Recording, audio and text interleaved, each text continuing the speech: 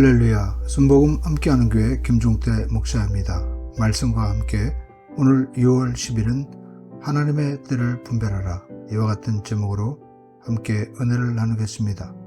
오늘 본문 말씀은 고린도후서 2장 12절의 말씀입니다. 제가 읽겠습니다. 내가 그리스도의 복음을 위하여 드로아의 이름에 주 안에서 문이 내게 열렸으되. 사도 바울의 사역을 보면 어느 곳에 가든지 성공적인 복음 사역을 했습니다. 주님께서 복음의 문을 열어주셨으며 그리스도를 아는 향기를 나타내도록 만드셨기 때문입니다. 그것은 사도 바울은 하나님의 뜻과 때를 잘 분별하며 이르기에 많은 신앙의 열매를 맺을 수 있었던 것입니다.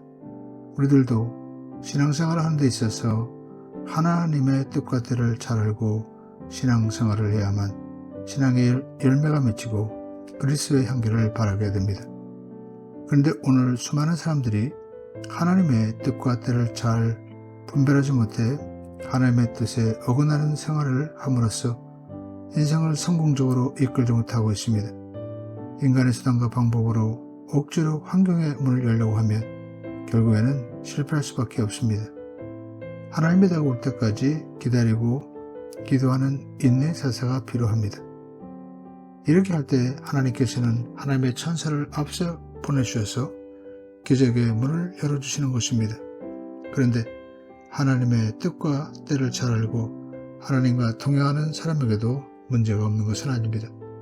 때는 고통의 가시, 슬픔에 엉겅퀴에 질려 아파할 때가 있습니다. 그러나 하나님의 뜻대로 살려고 하고 하나님의 때에 맞추는 사람들에게는 하나님께서 일한 모든 것을 물리쳐 주십니다. 모세는 하나님의 뜻과 때를 따라 이스라엘 300만 백성을 이끌어 애굽으로부터 나왔습니다. 그런데 얼마 가지 않아 홍해 앞에서 절망할 수밖에 없었습니다. 뒤에는 애굽의 군사들이 달려오고 앞에는 시퍼런 파도가 일렁이는 홍해가 걸어먹고 있었기 때문입니다.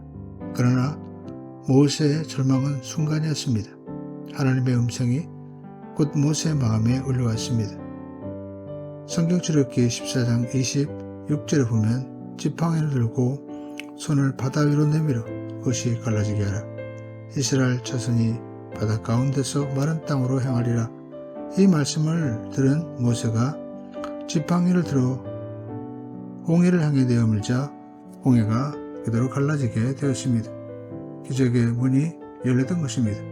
그래서 이스라엘 백성들은 무사히 홍해를 건널 수 있게 되었고 홍해를 다 건넌 후 뒤쫓아오던 애굽의 군대들은 다시 합쳐지는 홍해 속에 전멸해버리고 말았습니다.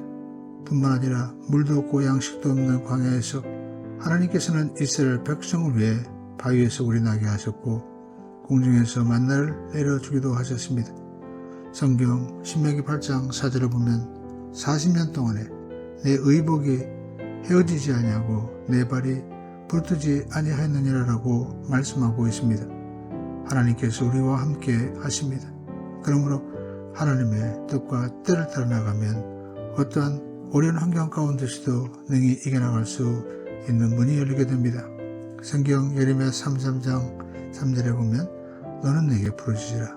내가 내게 응답하겠고 내가 알지 못하는 크고 비밀한 일을 내게 보이라고 말씀합니다.